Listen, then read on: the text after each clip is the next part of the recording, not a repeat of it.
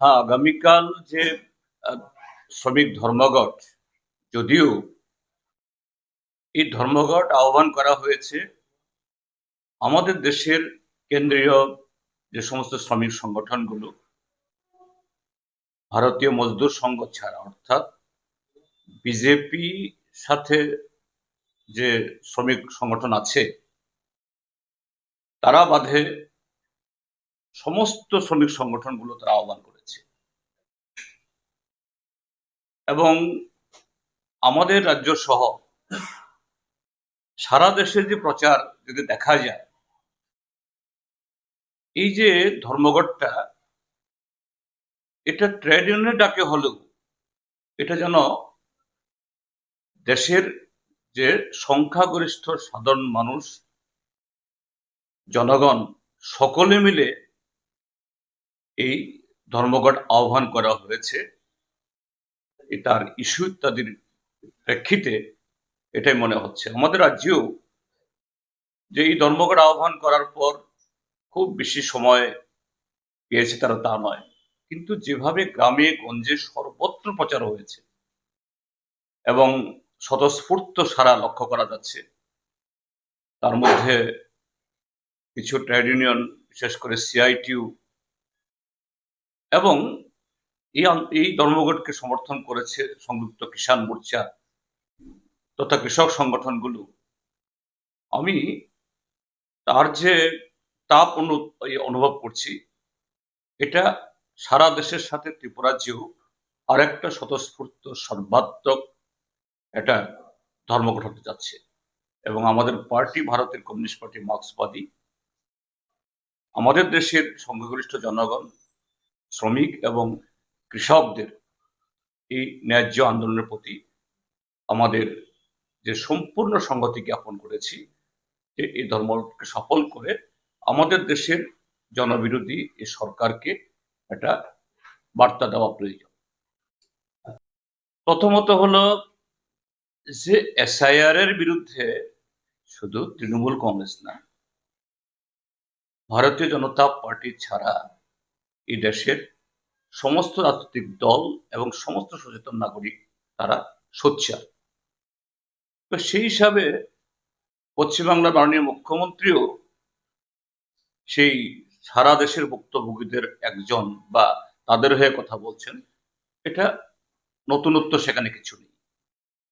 আর মুখ্যমন্ত্রী হিসাবে তিনি সেখানে যাননি, তিনি নিজেও বলেছেন মুখ্যমন্ত্রী যদি তার এই উকিল হিসাবে ওনার নথিভুক্ত না থাকতেন, রেজিস্ট্রেশন না থাকতো, তিনি কি বলতে পারতেন? কাজে তিনি বলেছেন, তিনি এটা গিয়ে একটা এই মানে স্থান দেখানোর চেষ্টা করেছেন। কিন্তু মমতা ব্যানার্জি যে সমস্ত যুক্তি, তর্ক বা আর্গুমেন্ট দেখিয়েছেন, মমতা ব্যানার্জির আগেই আরেকজন মহিলা, তিনি নিয়মিত উকিল নন, তিনিও গেছেন এবং বামপন্থী, ডানপন্থী এবং এনজিও, এরকম বহু উকিল, বহু যারা সমাজকর্মী, তারা গেছেন।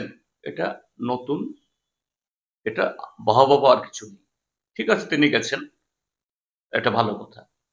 তো এতে নতুনত্ব আর কি।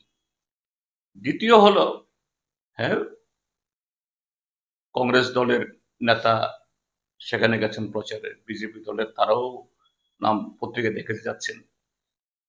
এরকম যখন নির্বাচন ঘোষণা হবে, সেখানে আমাদের পার্টি আছে, তারা প্রচার যখন শুরু হবে, সবসময় আমাদের রাজ্য থেকে আমাদের প্রাক্তন মুখ্যমন্ত্রী তিনি তো জানেই, এখন নতুন করে যদি অন্য কাউকে ডাকে, আমাদেরকে ইতিমধ্যে বলা হয়েছে আপনারা তৈরি থাকুন, আমাদের এখানে আসতে হবে।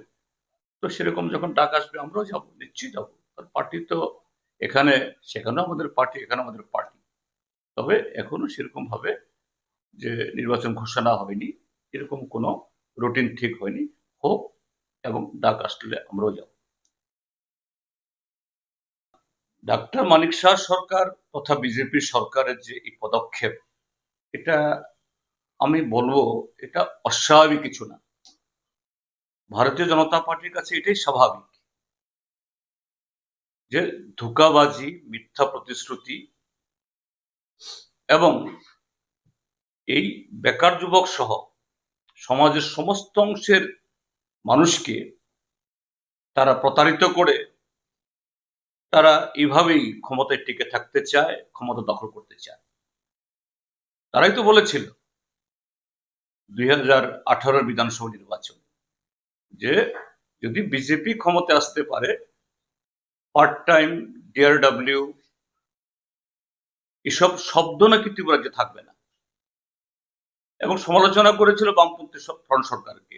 তারা কেন এই রেগুলার চাকরির ফিক্সড পে বেতন দিচ্ছে? আমাদের সময়েতে আমাদের নিয়ম ছিল যে রেগুলার চাকরি তার সমস্ত নিয়ম কানুন মেনে ইন্টারভিউ মাধ্যমে নিয়োগ হয়, 5 বছর শেষে অটোমেটিক রেগুলার হয়ে যায়। কারণ সরকারের আর্থিক অবস্থার কারণে আমাদের করতে হয়েছিল, এই নয় যে এটাই দস্তুর, কিন্তু আর্থিক অবস্থার কারণে আর অন্য দিক থেকে কর্মসংস্থানের প্রস্তাব এটা করতাম। কিন্তু এরা সমালোচনা করতো, এগুলা কি?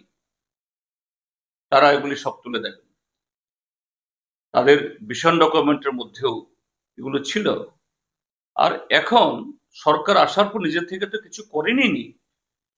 মাননীয় উচ্চ আদালত রায় দিল, সে রায় কার্যকরী করলো না, তারা আপিলে গেল, সে আপিলে হারলো, এখন গিয়ে সুপ্রিম কোর্টে স্পেশাল পিটিশন করছে। তো এটাই বিজেপি, এটাই মিথ্যাচার, ধোঁকাবাজি আর জনগণকে নানাভাবে হয়রান করা ছাড়া আসলে বিজেপি এদের রাজনীতিতে অন্য কিছু লেখা নেই। কাজে এই জন্য এই যে সিদ্ধান্ত বা পদক্ষেপ, এটা নিয়ে আশ্চর্য হওয়ার কিছু নেই। সমস্ত ক্ষেত্রেতেই বিজেপি যা করছে, এই ক্ষেত্রেতেও বেকারদের বিরুদ্ধে এইভাবেই তারা এই পদক্ষেপ গ্রহণ করেছে।